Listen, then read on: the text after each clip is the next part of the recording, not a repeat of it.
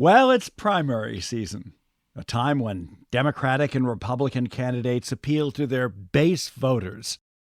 But we're running in the opposite direction, right, Jim?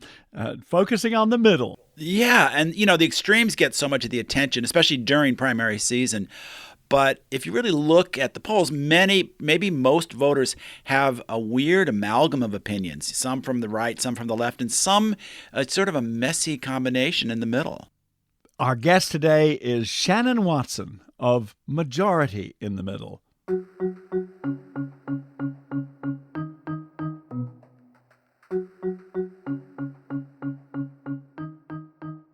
Not all Democrats agree with all Democrats, and not all Republicans agree with all Republicans. So when we just assume that if somebody identifies as a member of a political party, they should be held responsible for the views of everybody else in that political party, that's nonsensical to me.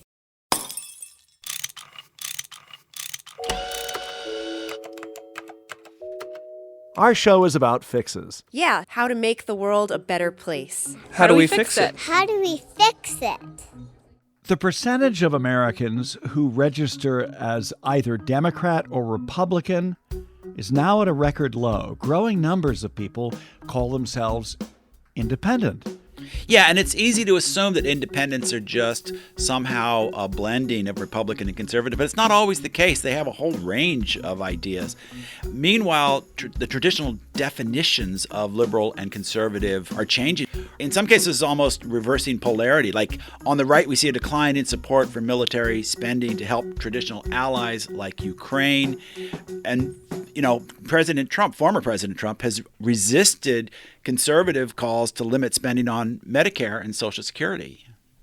Among Democrats, at least progressive Democrats, there's been a sharp drop in backing for Israel, and the rise of identity politics has also pushed the party to the left.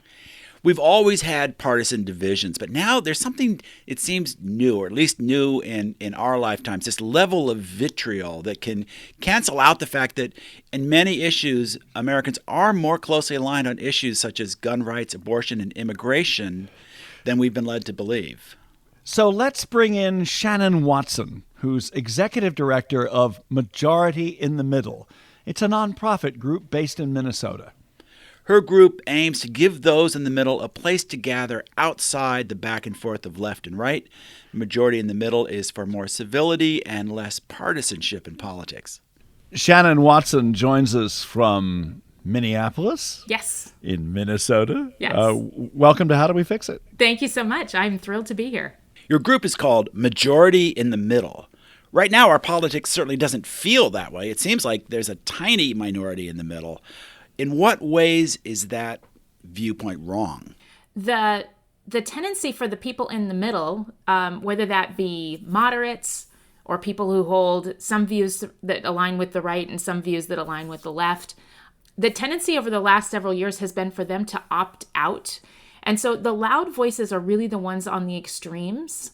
So that's what we're hearing. And when you have sort of the bottom sort of falling out of the middle, then that's all that you're left with. So it's easy to think that there's not many people in the middle, but I would argue that there are more people in the middle than are on the extremes. Do you think the current structure of our media, social media, but also even mainstream media, which is becoming increasingly emotional, has emphasized the extremes at the expense of the middle? I do. The business model of media, we are in an attention economy. If your competitor is being more extreme and that's working for ratings and that is resonating with viewers, then you sort of need to be more extreme, and then they get more extreme, and then everybody else gets more extreme. There was a study out of, I think it was Rutgers, along with Starts With Us, and they actually found out that human beings are predisposed to click on negative or outrageous headlines. It bleeds, it leads is a very old adage, but evidently that's part of our human nature. And I think that adds into it a little bit as well. You've talked a little bit about the sociology of in-groups and out-groups. Yes. And how even in the workplace sometimes, people will kind of settle into little like-minded cliques. What is it about being together with your friends or colleagues or compatriots in the in-group that's so emotionally powerful? You know, the formation of in-groups and out-groups is part of our evolution as human beings. In caveman times, different might have meant dangerous. We evolved to very much value those groups, and whether they're our family or our tribe. If you've ever watched a teenager absolutely melt down over a fight with their friends, they're reacting to that very real and very sort of old fear of being excluded from their group. So we just sort of naturally do it. I think human beings are way more tribal than we would like to admit. Yeah, and we're increasingly tribal in our politics and the winner-take-all structure of the two-party political system. One of the things that normal people don't quite comprehend about politics, because it's so weird, is like if you went to work and you showed up at work for your first day and somebody said in the staff meeting, well, you know, the marketing team outnumbers the sales staff, so the marketing team is just responsible for everything. I mean, you'd be like, what? Like, I'm quitting because this is bizarro world. But that's the way most of our legislative bodies work right now. You mean that, for instance, if the Democrats are in majority, say in your state in Minnesota, then they just run the table? Absolutely. Legislative majorities are winner-take-all systems. That happens that way in Congress and in other states as well.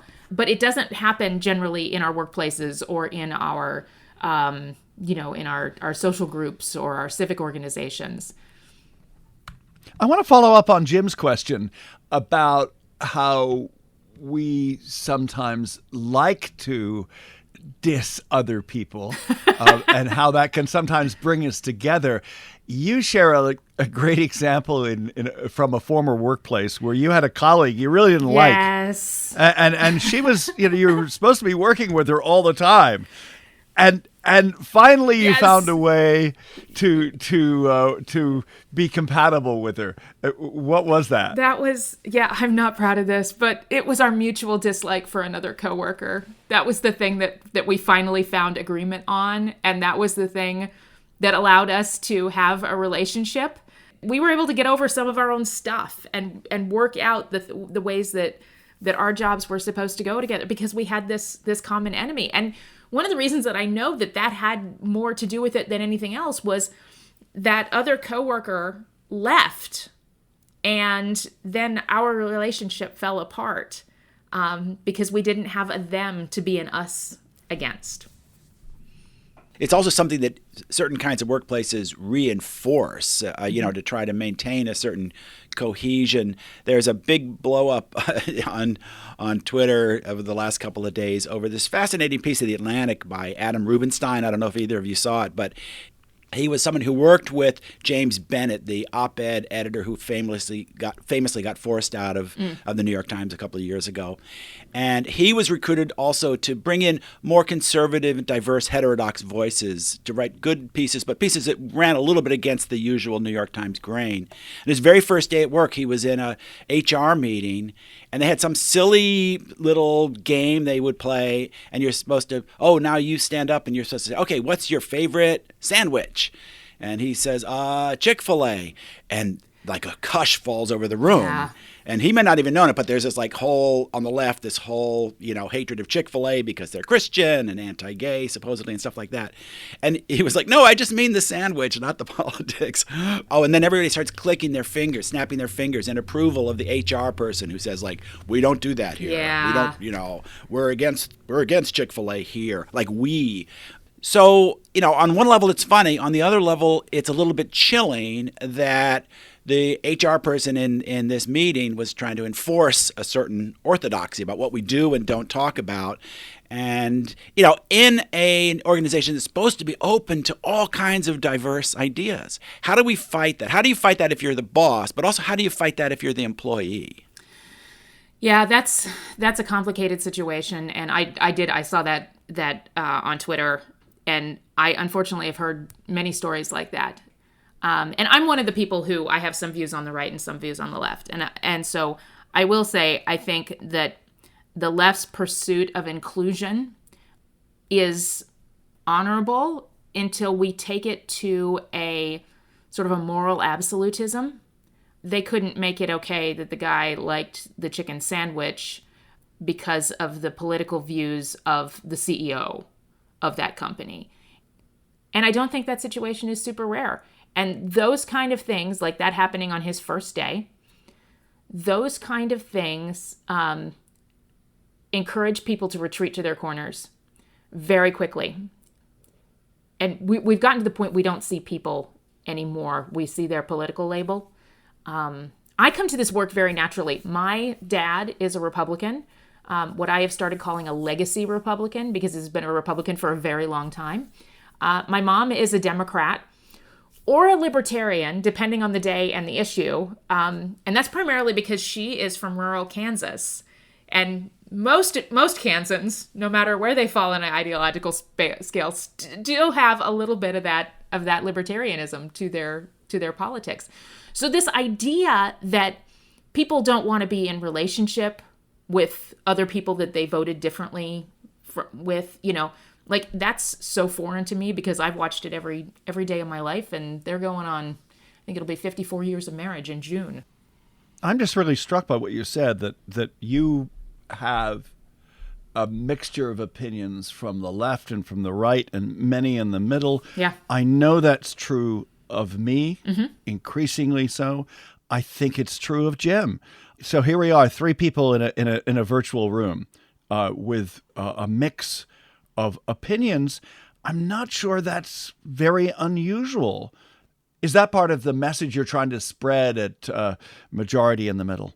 One of the things that we suggest as people are trying to get over political division in spaces that haven't been political for years. I mean, this is where a lot of the normal people are starting to catch on to the polarization, is because it has invaded our workplaces and our schools and our civic organizations, and people are having to deal with it in spaces that they haven't before. So one of the things that we remind people is that there's a lot of diversity amongst the Republican Party. There's a lot of diversity amongst the Democratic Party. There's some research that Pew did back in 2021. They broke down left versus right and actually put people in 11 different groups. This is a quiz you can take online and see sort of where you are. But instead of just, here's all the left and here's all the right, one of the things that I think all those 11 different groups shows that not all Democrats agree with all Democrats and not all Republicans agree with all Republicans. So when we just assume that if somebody identifies as a member of a political party, they should be held responsible for the views of everybody else in that political party, like that's nonsensical to me. Could you just give us an example of a few of those 11 labels that you mentioned? Faith and flag conservatives are sort of the most conservative group, and like Democratic diehards are the most liberal group. But there is ambivalent right, there's committed conservatives, there's populist right. Those are all on the right.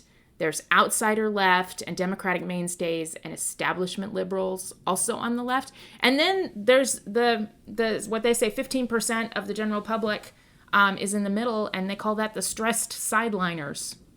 It's a great study. I would highly encourage people to go to Pew Research Center and find political topography. Well, we'll link to it on our website. Perfect. You mentioned recently that the news media, as always, things so often come back. As Richard and I are both journalists, the news media is part of the problem. And you say the media has a bias for conflict. Yes. And a bias for seeing every issue as having two sides. For fairness, yes.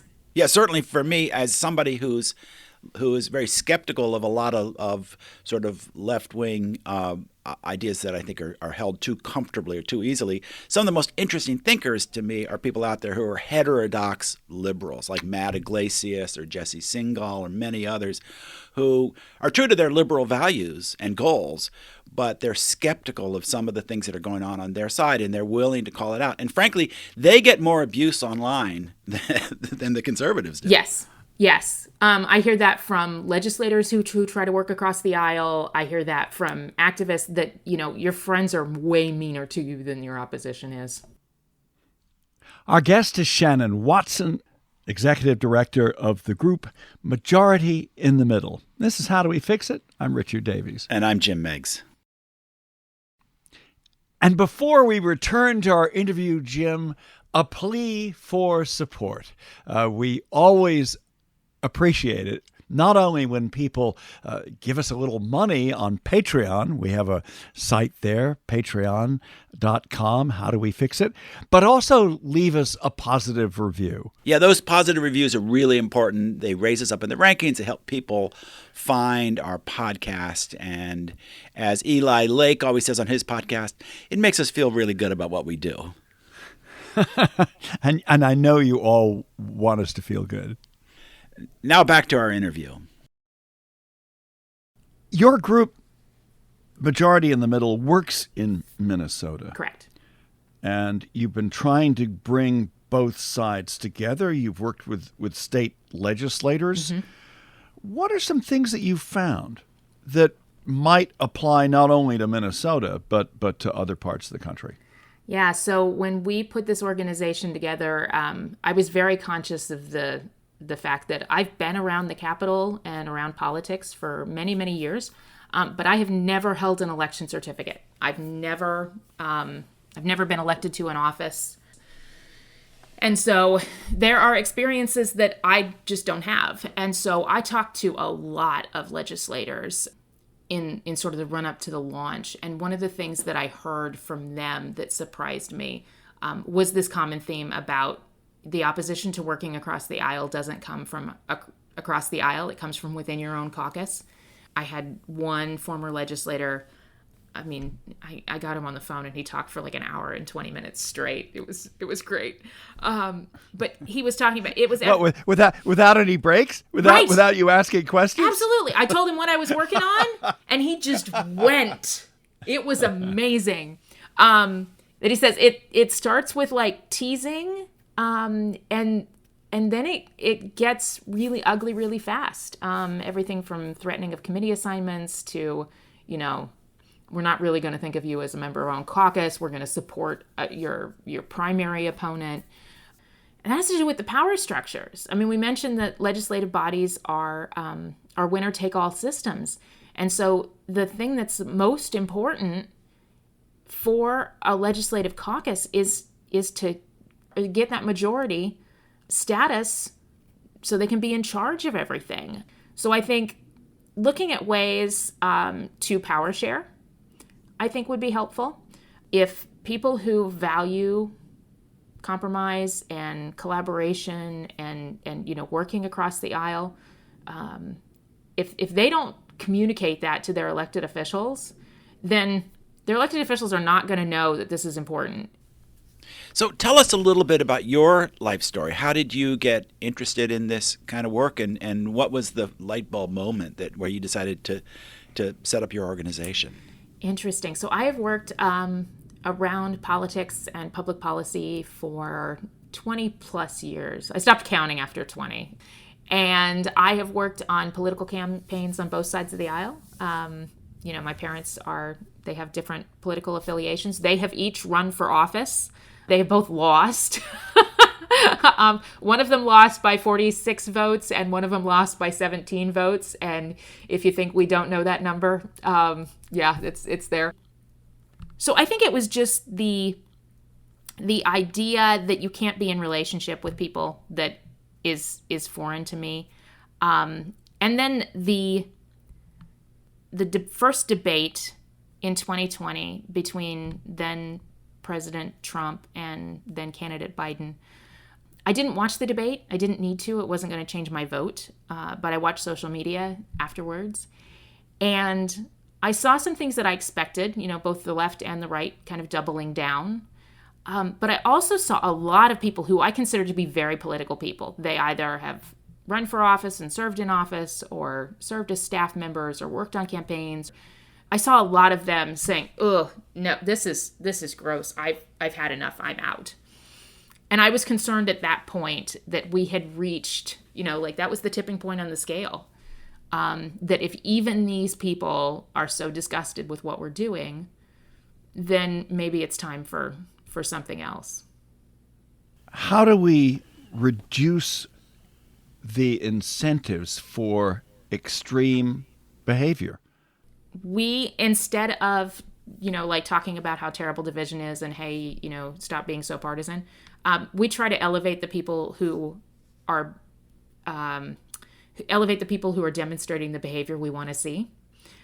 So we find those committee chairs that have rules in their committees that elevates the bipartisan work, or people who are working across the aisle. We try to help them get, legacy media attention for those efforts, because when it's only the rabble-rousers that get the coverage, then there is an incentive to be one of the rabble-rousers. And then also getting people in the middle re-engaged and letting them know that, they do have skin in this game, and that opting out is one of the reasons we're kind of where we are right now. Not voting isn't an act of protest, it's an act of surrender. You have a list of some things that organizations, and not just political organizations, can do, kind of a checklist. Yeah. Like I noticed one thing you said is like, don't leave cable news on in your workplace if you can help it. Can you just quickly run us through some of those simple steps? Absolutely. Rewarding collaboration and compromise, elevating the conduct that we want to see. So if your workplace, if you have something sort of controversial you'll have to work out, sharing the why with people and talking about common values instead of just sort of the policy piece can be really helpful. Yeah, I like that thing you said about sharing the why. Yeah. And as a former magazine editor, I often had to convince my staff that some decision I'd made that maybe they didn't like was if not the right decision, one that they could understand. Yes. So how does that work? How do you do it? When you talk about flexibility at work or elder care or paid family leave, those kind of things, most people generally care about those for a reason. And if you can talk about why you care about them, that can be a bridge of sort of shared understanding and shared experiences that we generally don't talk about in sort of this dry public policy or workplace policy construct. Let's see, other things that you can do. If this one's funny. If you have a campaign yard sign, taking it down, the sort of never-ending campaign cycle, it generally keeps us all in competition mode, and it highlights our differences with our neighbors. Turning off the all-day cable news, or at least just turning down the sound, because sometimes the tone and inflection that comes with cable news, it ramps people's emotions up in a way that isn't generally helpful. So did COVID make all of this worse? I do think it did, and for a weird reason. We like competition, and we do those in-groups and out-groups. And in 2020 in particular, when there was COVID lockdowns and there was, we were all dealing with this mass trauma. You remember when we didn't have any sports? The only competition that Americans had to focus on was that 2020 presidential election. So I feel like we have all of these sort of healthy outlets for competition that we didn't have in that time period. And so we focused it all on the politics. And I think that's where we sort of took a turn and got really super ingrained in our individual teams. Shannon Watson of Majority in the Middle, ending on what could be a hopeful note. We like hopeful notes here. So perhaps sometimes just let's focus on sports instead of politics. Next, our recommendation and a few comments on the interview from Jim and me. This week, Jim has a cold, but I did the last two recommendations. So, Jim, it's up to you. I'm sorry. Well, this one will not be a surprise to a lot of people. I think this book is at number one on the bestseller list or close to it. The Wager, A Tale of Shipwreck, Mutiny, and Murder by David Grann. A lot of people know David Grann as the author of Killers of the Flower Moon. And this is the kind of story I love. I've always had a fascination with survival stories, exploration stories. And this is a story of an expedition in the in 1742 that tried a British expedition that tried to send some ships into the Pacific to search for a Spanish galleon.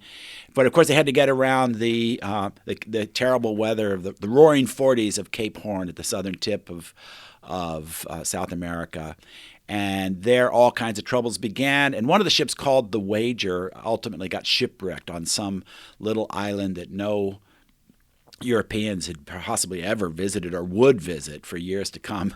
So they had to figure out a way to get out of there. And while they're starving, they're constructing new boats out of the wreckage of their ship. Meanwhile, they're all fighting and breaking down. And talk about in groups. They're breaking down into warring factions.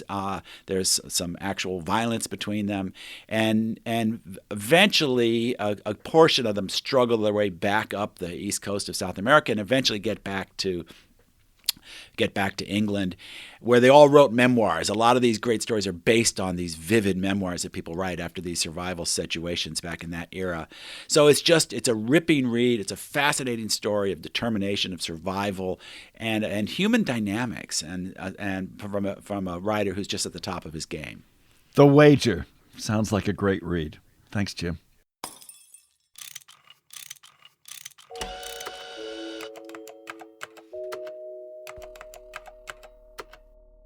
Richard, in some ways I feel like we're going back to our roots with this episode. These are the issues, the reasons we started How Do We Fix It all those years ago. And so many of our guests over the years have been pursuing different ways of reaching this goal. And sometimes I look at the national scene, I feel like we're going backwards. And then we talk to somebody like Shannon, I get a little bit more hope. But how do you see this movement? And you go to a lot of these conferences. You're very involved in this bridging space more than I am with my work. Are we making progress? What's going on out there? Well, I think we are making progress in one sense, and that is that people are becoming more aware of the pushback against extreme partisanship. And I also think that more people are aware, even in the editorial conferences in the New York Times, for instance, there are different ways of looking at the world, and that the extreme view, whether it's left or right, is not something that's held by the majority of people. And that many of the people who claim to speak for us are not speaking for us, whether they're elected officials or in the media. Well, certainly on the local scene at the state level, we could use a lot more Shannon Watsons out there, and there are a lot of them, and a lot of different groups, and many of which we've interviewed. But also from the journalistic side, which is my main focus, I am encouraged. I think there's little green shoots here and there of tolerance for more heterodox opinions. The Atlantic famously hired the conservative writer Kevin Williamson some years back and then immediately fired him when the staff protested. But here this week, they're publishing this story by conservative writer Adam Rubinstein that looks at these issues from a sort of a center-right perspective and argues for more tolerance and understanding in the news media. We're seeing more heterodox writers, on the center-left, willing to ask the hard questions of their own side and not just say, let's all get behind our barricade and throw, catapult missiles at the bad guys. And those are hard conversations. They're happening more today than they were 2 or 3 years ago. So we have a long way to go, but I'm starting to see little glimmers of progress, I think. On that happy note, this is How Do We Fix It? I'm Richard Davies. And I'm Jim Meggs, and apologies to all of our loyal listeners for putting up with my stuffy nose. I came down with a cold last night, and I hope that it's not too intolerable for our audience. And it's such a contrast to your honeyed tones and your perfectly modulated voice. Yeah, right. That's what everybody says. Our producer is Miranda Schaefer, and this podcast is a production of Davies Content. Davies, spelt the Welsh way, Davies, daviescontent.com. And thanks for listening.